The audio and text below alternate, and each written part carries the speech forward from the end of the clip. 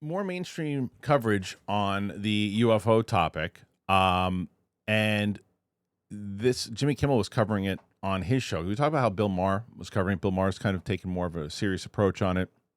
And Jimmy Kimmel did the same recently. And not only with the monologue, which I'll play for you in just a second, he also had Goldie Hawn on who told a story about it. So they're covering it pretty seriously. And there was, there's jokes that are had here and there, but overall taking it serious. So I want to play the monologue about the particular thing he's talking about with the UFOs and see if that's going to do anything overall with mainstream. For watching, I appreciate it. Hey, you know what?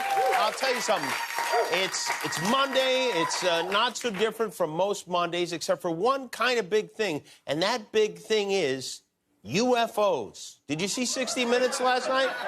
I know you're laughing. I'm not joking. Did you see? No, you didn't watch it. No, I didn't watch that, no. Well, the truth is not just out there anymore. It's here. 60 Minutes had a story last night in which they interviewed some very credible former Pentagon and military officials who had video and eyewitness accounts of objects that fly 13,000 miles per hour. They drop 80,000 feet in less than a second. They go underwater. The government calls them unidentified aerial phenomena, UAP, which just like the Cardi B song.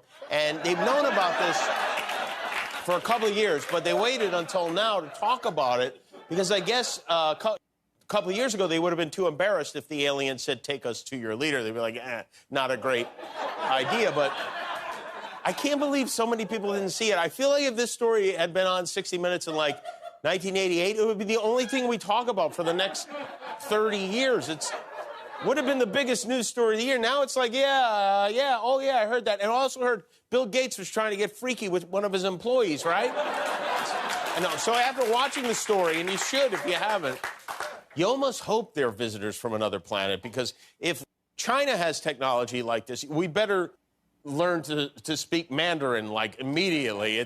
I have so many questions. I want to know where they come from, what kind of engines or fuel propels these things, what is this information they've been trying to find in hillbillies' butts for all of these years? That's what I want to know. And poor Mike Pence is missing all of it. This was his shot to suit up in that Space Force bomber jacket and blast off to the Crab Nebula, and now he's not. We are. All right, I wanted to cover this because, look, this is to me something that is, I mean, if you've been following this channel long, this is what we were talking about for 3 years. He's 1,000% right with that. This is a 60-minute story. And if it was years ago, it's all anyone would be talking about. And then the goof of like whatever the next story is, they just pass up. Oh, yeah, did you hear about that? Sure, there might be aliens or there might be something around these things. But yeah, hey, did you hear about that latest TikTok trend? That is fact. It's fact. So I think it is absolutely 100% valid that he said that. It makes sense that, okay, 60 Minutes covering this thing, no one's really paying attention to it.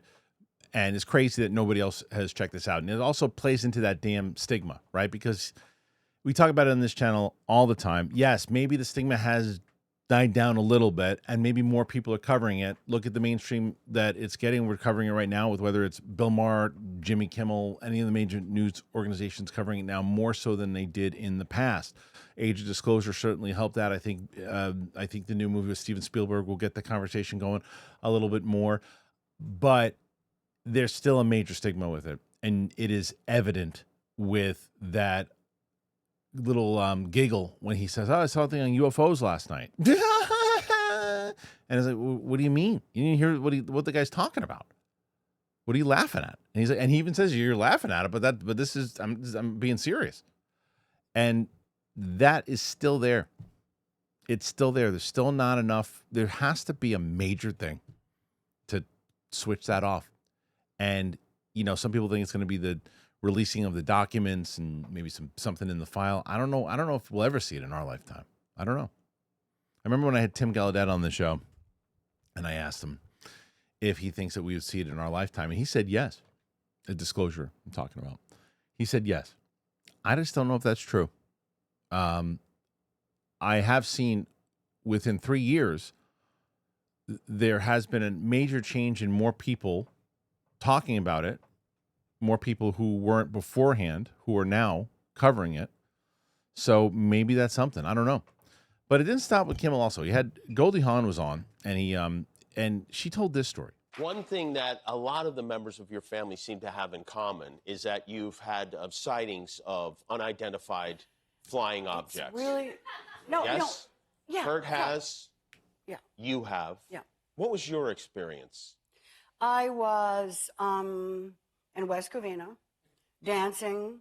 I was a dancer then. I was about 18-ish, and so 19 maybe. And I literally was dancing in Anaheim. I thought that was Hollywood, but I wasn't.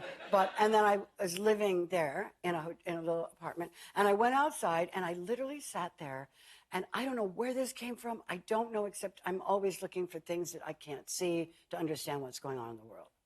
I looked up in the sky, and I said, I know you're up there, and I know we're not alone, and I want to meet you one day. And that was that. And about 3 months later, I was now dancing in West Covina in the theater in the round, and I got really sleepy. Like, I don't know why. I wasn't out all night. I was just like, somebody gave me a shot of like Valium. And I said, could I go sleep in the back of your car? And I said this to one of my dancer friends, his name was Todd. I lay down in the car. I don't remember anything after that. And I heard a high-pitched sound in my ear, but it was so high frequency. And I was lying in the back of the car. I remember looking at my hand and my body, and I couldn't move anything. I was completely paralyzed. And I looked out the window, two people, short, whatever, looking at me with triangular shaped sort of heads, all sort of silver color or whatever, but they were droning, and the window was down because it was hot. And I They heard were the droning, like making they a weren't, noise? There was sound coming out of them. It was communication through sound, not through words. And they were pointing at me. So the next part of this story is many years later, I didn't know what happened to this day. Was it a dream? Was it really happening? But then all of a sudden I just said, I got to get out of here, whatever. I got to get out. And boom, I came through this, felt like a force field. And I was just asking people, wonder what that was. I wonder if I really saw anything. In the 1980s, mid-80s, there was a book that came out that was writing about all these different sightings that different people had seen, right? And I thought, okay, I'll look. It's like extraterrestrial or, whatever name the book was. And I read it. And when I read into it, I read that these people that were abducted, they all were paralyzed. And they all had a high-pitched sound in their ear, this high-pitched frequency, but they were paralyzed. That's when I put the book down. I said, this really did happen to me. So now the other thing is this, and I will share this with you because I've shared it one other time. But so a very, very famous man, he's an astrophysicist. He's one of the fathers of the internet. He wrote a lot of the algorithms. I met him. Turns out, he's been studying UFOs for many years, working with the government. And he came to my house. He said, I'm spending the night. He was also coming down to San Diego. This is getting shaky. No, now. I know. But it's not going there. Okay. I told him everything I remembered. It's a long time to remember this stuff.